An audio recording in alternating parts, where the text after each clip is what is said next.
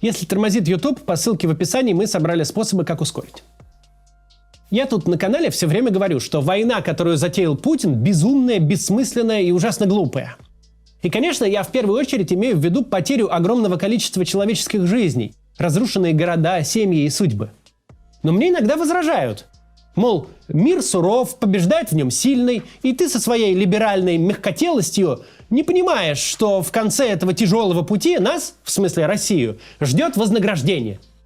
Если мы победим, то получим нечто, что будет как минимум сопоставимо, а то и в разы превзойдет потери, понесенные Россией на этой войне. Мы захватим новые территории, прирастем населением, нас будут уважать другие страны, и мы поменяем миропорядок и станем жить лучше прежнего. Сам Путин так объяснял смысл войны. Мол, мы приросли территориями же. Вот вам и ответ, зачем это все. Что касается длительного процесса результатов СВО, ну, конечно, это длительный процесс, может быть. Так, но потом вы упомянули о том, что появились новые территории. Ну вот, и такой все-таки значимый результат для России. Это серьезный вопрос. Значит, ну, чего ж там греха таить. И Азовское море стало внутренним морем Российской Федерации. Это серьезная вещь. Еще Петр I, но это другое. Петр I еще боролся за то, чтобы, выйти к Азовскому морю. Петра I очень в тему упомянул. Это очень распространенное мнение. Будто там наверху что-то планируют, как-то прикидывают, и у них есть четкое понимание, зачем это все. Но наша с вами проблема в том, что наверху у нас люди, которые не понимают, как в 21 веке устроен мир. Которые академиев не заканчивали, а если и заканчивали, то еще в СССР в конце 70-х годов и преподавали им плановую экономику. А сейчас экономика не просто рыночная, но вообще экономика знаний 21 века. Концепция, которая в головы пожилых чекистов просто никак не вписывается. Давайте сегодня разберемся, как работает современный мир. Кто в нем хорошо живет, что ценится, а что ничего не стоит. Как в нем можно преуспеть, а как точно нельзя.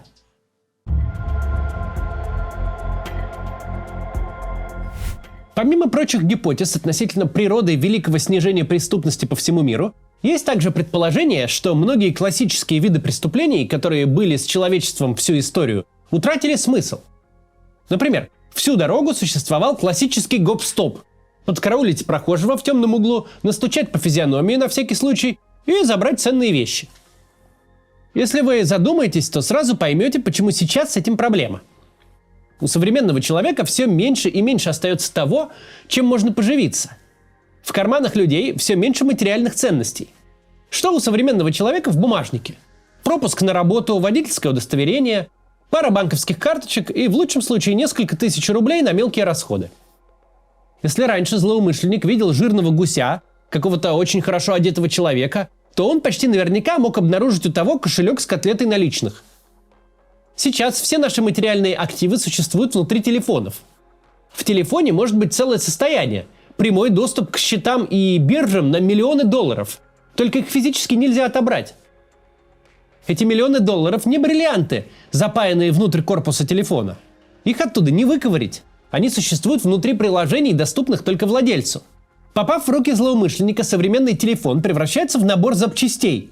Он уже не включится, ни к чему доступ не даст.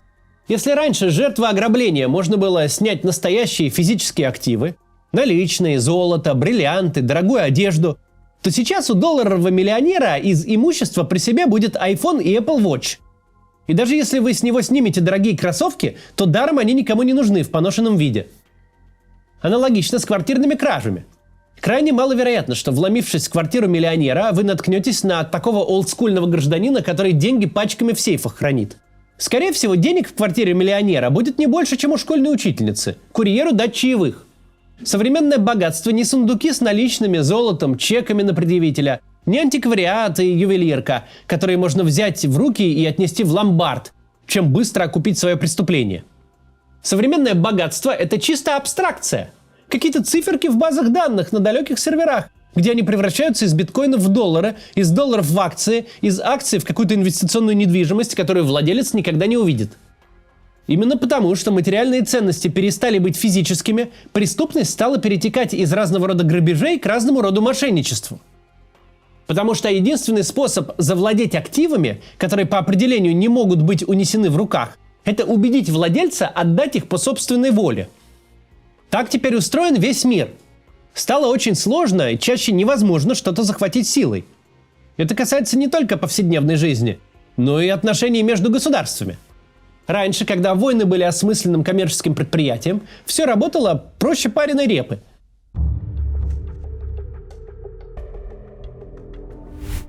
На любой территории есть физические активы. Пахотные земли, где крестьяне выращивают еду.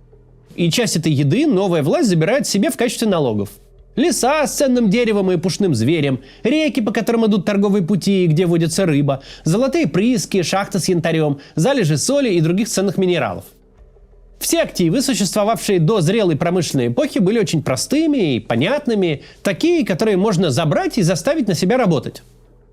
Для этого не нужно строить инфраструктуру, заботиться о здоровье, доходах и образовании покоренного народа.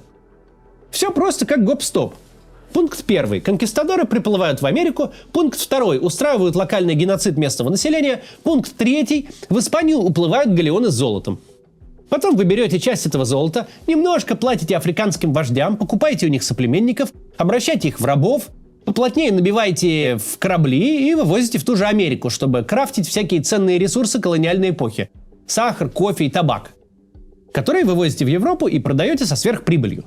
Раб – просто актив. Вы не платили его матери пособие по декрету, не оплачивали роды в государственной больнице, не учили в школе, не будете платить ему зарплату, предоставлять отпуск по болезни, обеспечивать условия охраны труда, считаться с мнением и правами, которых нет. Вам не нужно вкладываться в его образование и квалификацию, потому что весь рабский труд – махать тяпкой под палящим солнцем от восхода до заката. Ни университетов кончать, ни читать уметь для этого не нужно. Ни тебе школ, ни учителей, ни завхозов, ни ответственных по технике безопасности, ни районного отдела образования и толпы чиновников, чтобы научить раба хотя бы 2 плюс 2 складывать. Все инвестиции в труд раба – это еда в том минимальном количестве, чтобы он просто мог жить и работать. Ну и какой-то сарай, где он будет спать. От таких условий жизни у вас будут люди умирать пачками, но для подобного бизнеса это не проблема. Когда человеческий капитал такой дешевый, всегда проще купить новых, чем этим создавать условия для жизни. Это все очень жестоко и бесчеловечно, но это реалии доиндустриальной экономики. Вам просто нужно как можно больше земли и как можно больше людей, которые на этой земле будут ишачить. Что-то выращивать или что-то добывать. В ваших интересах, чтобы люди эти как можно больше гнули спину и как можно хуже жили, как можно меньше ваших ресурсов на себя тратили. Лучший способ этого достичь – грубая сила. Вы сначала захватываете территорию руками людей с мушкетами, потом присылаете туда людей с кнутами, которые будут следить, чтобы все на вас гнули спину до смерти. Таким образом, человечество жило почти всегда, а в голове Владимира Путина и его друзей по Совбезу этот мир существует и сегодня. Сильные завоевывали слабых, заставляли их на себя работать, отчего становились еще сильнее, и на пике всей этой красоты, на рубеже 18-19 веков, вся власть была сосредоточена в руках 3 сверхимперий, которые контролировали плюс-минус все человечество. Теперь перенесемся в наше время. Только перед тем, как перенесемся, хочу вам напомнить, что вы можете купить мою книгу, вот эту. «История новой России. От Горбачева до митингов на Болотной». Итак, перенесемся в наше время. На свете существуют 2 глобальные империи – Китай и Соединенные Штаты. Это может как угодно, чье угодно национальное чувство коробить, но Россию тут через запятую никак не напишешь. Когда совокупный российский ВВП равен ВВП одной китайской провинции Гуанчжоу и одному штату Нью-Йорк в США, разговоры о сравнении тут неуместны. Любой макроэкономический показатель Китая или США находится в другом порядке величин относительно российского. Мы понимаем, Китай и США могут военной силой захватить любую страну за пределами списка 2 десятков крупнейших, любую страну без ядерного оружия.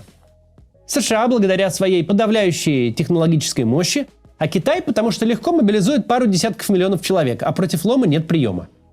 Нет сомнений, что вернись мы в 18 век, мир был бы сейчас четко поделен между колониями и зависимыми территориями США и Китая. Уж, по крайней мере, Африка, большая часть Азии и Латинской Америки совершенно точно были бы так или иначе завоеваны. Там бы сидела колониальная администрация или из Вашингтона, или из Пекина. Вся мировая политика определялась бы противостоянием, причем военным, этих двух центров силы. Никто бы даже внимания не обратил на войну России с Украиной. Это бы проходило по разряду драки двух племен зулусов. Вся реальная мировая политика крутилась бы вокруг того, как китайцы у американцев или американцы у китайцев где-то что-то отжали. Как глобальные империи они бы между собой не воевали фронтально. Зато в колониях бодались бы за территории и население каждый день. Но этого не происходит. Почему-то ни китайская, ни американская армии не высаживаются в беднейших странах Африки, которые им по определению не могут оказать никакого сопротивления. Ни Китай, ни США не захватывают все эти рудники с алмазами и редкоземельными металлами, так необходимыми современной высокотехнологичной промышленности. Почему-то китайцы с американцами послушно обогащают ближневосточных шейхов, сидящих на залежах нефти, хотя в любую другую эпоху человечества весь Аравийский полуостров был бы разорван пополам, и все эти принцы, шейхи и эмиры служили бы декорацией при американских и китайских наместниках. Не могло такого быть раньше, что ты такой красивый тут сидишь практически на мешке золота, на каком-то очень ценном ресурсе, и никто не пытается у тебя его отобрать. Чувствовать себя относительно спокойно в былые времена можно было только в 3 случаях. Либо ты сам большой и сильный, покоряешь всех остальных, либо у тебя надежная крыша в лице большого и сильного, либо ты маленький и слабый, но сидишь где-нибудь на крайнем севере, в горах, а из ресурсов у тебя только камни и заморозки. Завоевывать себе дороже. Но почему-то никаких завоеваний сейчас не происходит. Почему-то американцы и китайцы скупают по всему миру ресурсы и платят за них столько денег, за сколько их готовы продавать. Инвестируют в зарубежные активы, скупают предприятия, где-то оказывают политическое давление за счет подавляющей экономической мощи. Какие-то небольшие страны настолько зависимы от китайских или американских денег, что их можно назвать квазиколониями. Но никакого вторжения и никакого ограбления чужих ресурсов не происходит. И так не потому, что 200 лет назад миром правили варвары, которым лишь бы заставить соседа на себя ишачить, а сейчас у власти какое-то другое разумное и гуманистическое поколение. А потому что сейчас есть гораздо более эффективные, причем в чисто экономическом смысле, способы заставить людей на себя работать. Так, чтобы не приходилось их бить кнутами и рвать им ноздри. А так, чтобы им нравилось, и они еще добавки просили.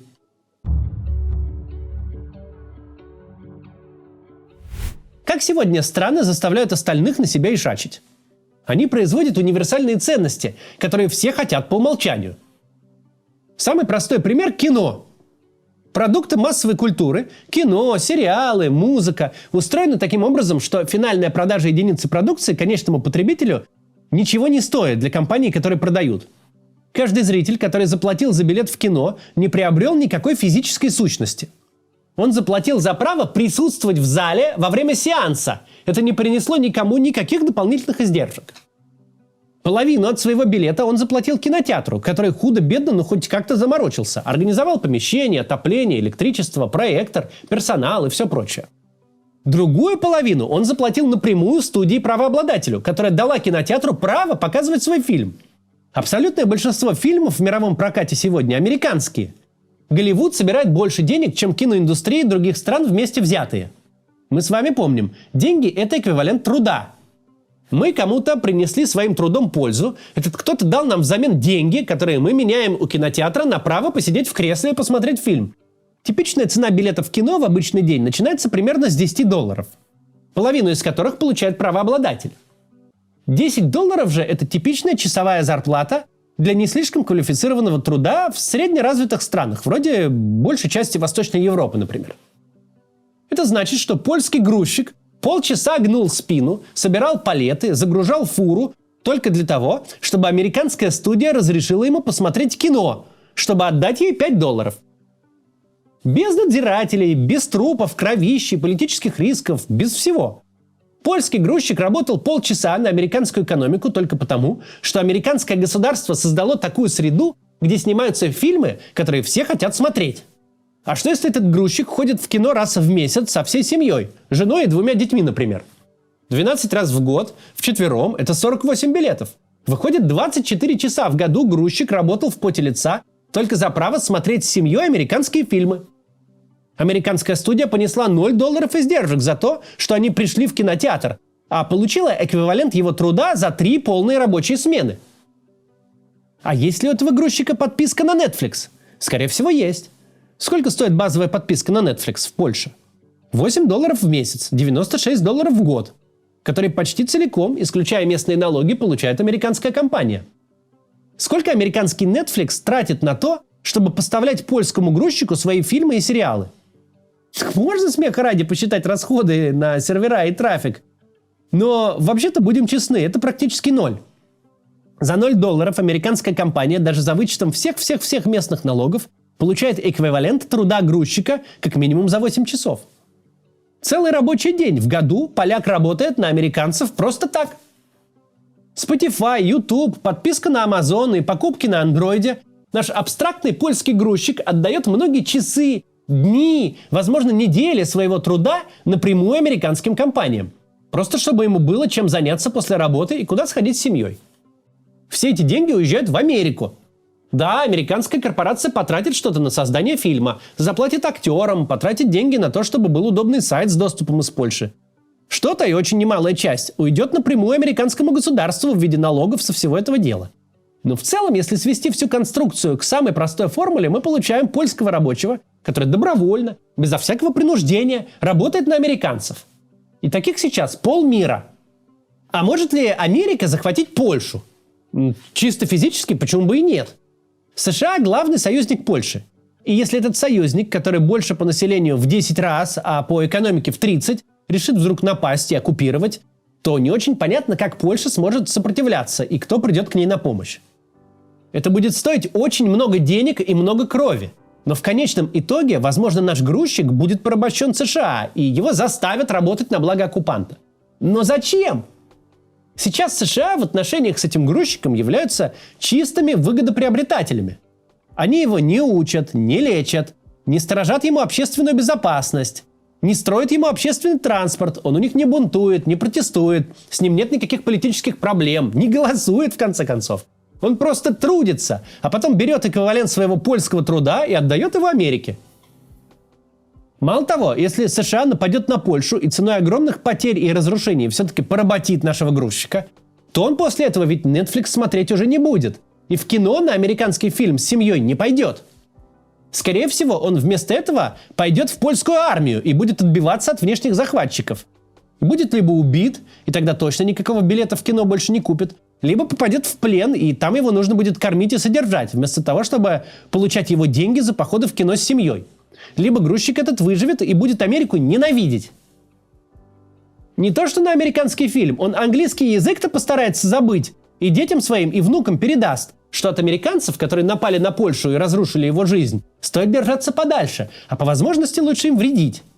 При этом американцам придется содержать в Польше большой военный контингент, администрацию, организовывать как-то там жизнь при искренней ненависти местного населения. То есть вместо чистой прибыли человека, который добровольно и с удовольствием работает на американскую экономику, с помощью военной интервенции можно получить очень мотивированного врага, который теперь еще и требует содержания. Это и есть экономика 21 века, которую Путин и его окружение не понимают. В 21 веке мир так устроен, что добиться силой в нем вообще ничего нельзя. Зато прекрасно можно сильно себе навредить. Пример с Америкой еще туда-сюда понятный. Но бывают намного более удивительные истории, когда половину мира, причем еще и самые развитые страны, ту же самую Америку, заставляет на себя работать очень маленькая страна, которая с военной точки зрения в сторону США и чихнуть бы не смогла. А в прошлые века, в те, в которые все еще идут в голове у Путина, такая страна не могла бы претендовать вообще ни на что, кроме немедленного порабощения. Но сейчас все наоборот. На нее работает половина Америки. Я говорю о Дании.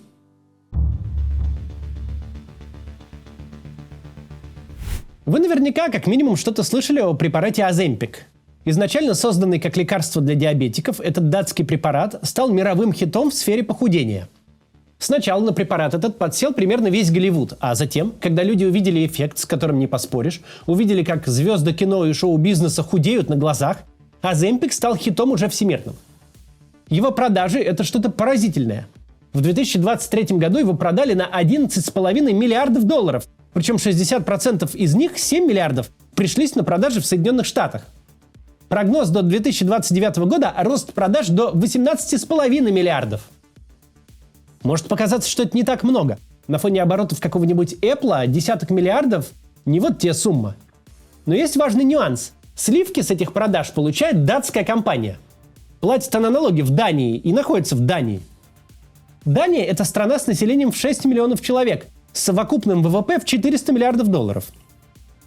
Уже сейчас, когда взрывной рост популярности препаратов в самом своем начале, его продажи по миру уже почти достигли 3% всего датского ВВП.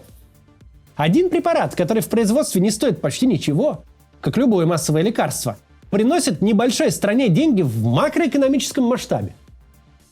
Что еще более поразительно и что обеспечит датчанам бесконечный приток денег на долгие десятилетия, это формат применения Оземпика. Для сохранения его впечатляющих свойств курс применения будет де-факто пожизненным.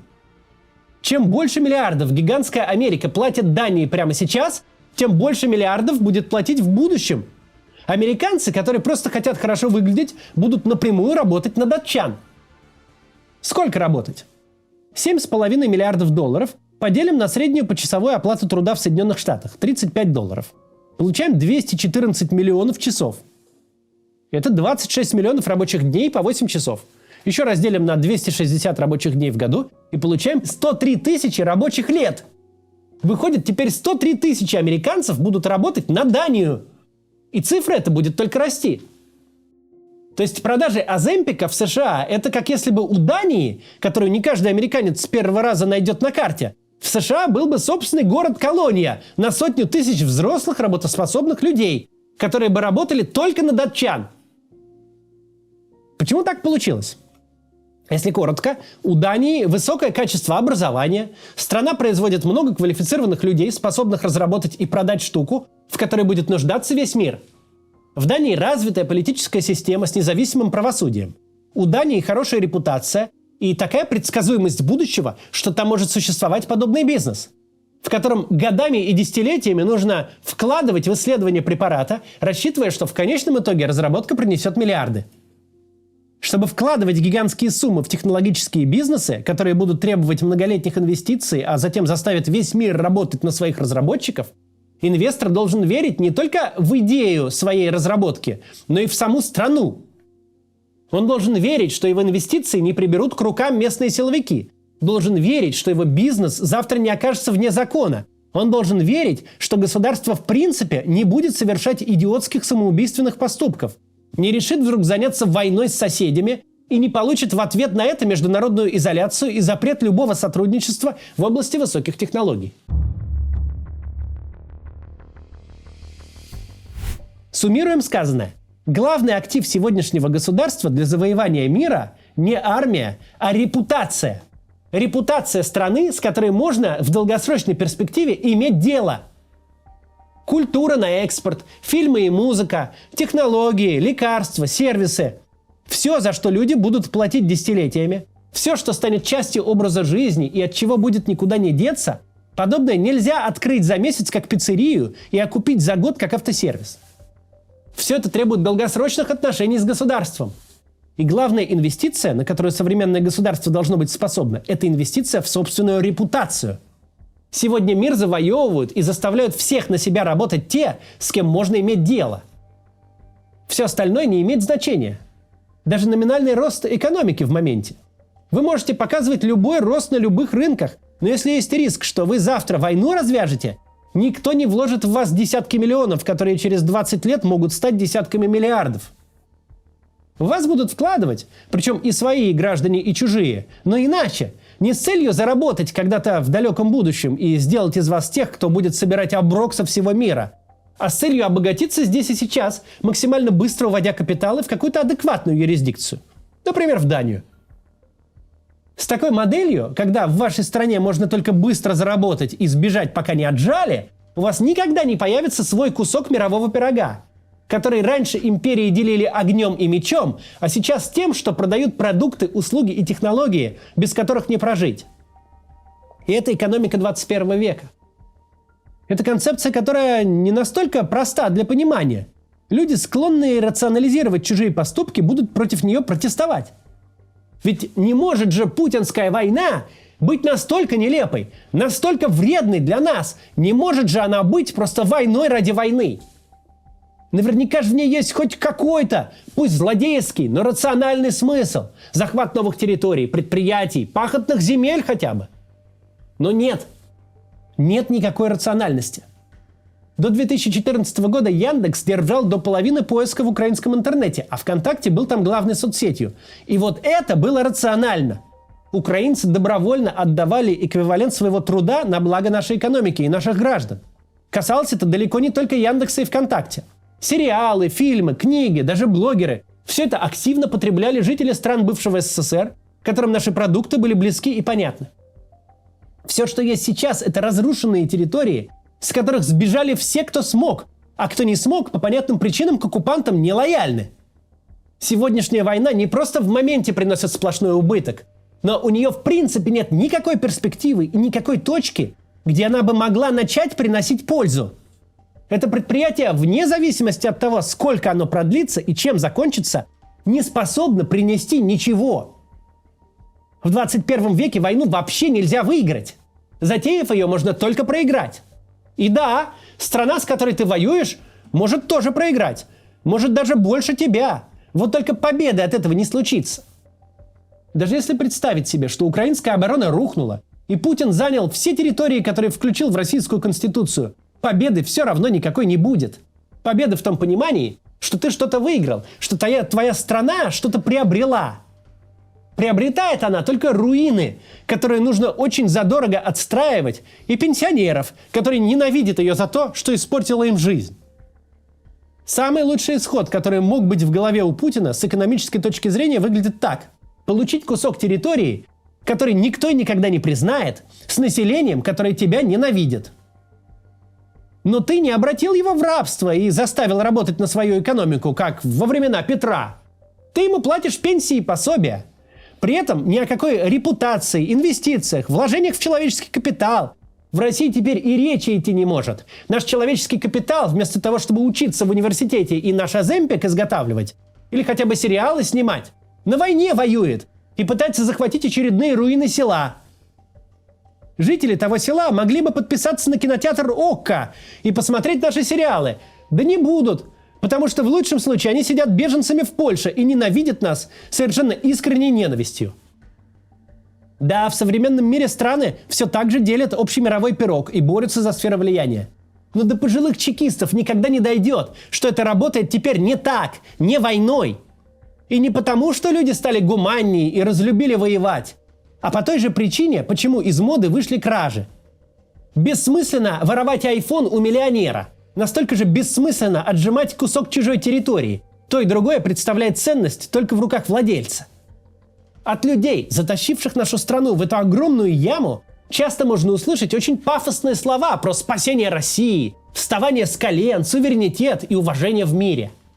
Так вот, первое, что нужно для спасения России, это разумный президент, который понимает, какой на дворе век, который понимает, как вообще сегодня работает этот мир и управляет страной таким образом, чтобы в этом современном мире преуспеть. Или хотя бы, если не понимает, не мешает стране самой двигаться в правильном направлении, ведь она прекрасно умеет и может это делать. Нам очень не повезло с президентом. Он не только не понимает, как устроен современный мир, но еще и хорошо понимает, как захватывать и удерживать власть. Это он умеет. Захватил он ее и держит крепко. И может 145 миллионов человек тащить в пропасть своего некомпетентного безумия. Но это пройдет. А чем больше людей будет понимать, как устроен современный мир и какие государства в нем успешны, а какие провальны, тем выше наши шансы в следующий раз в эту яму не попасть. До завтра.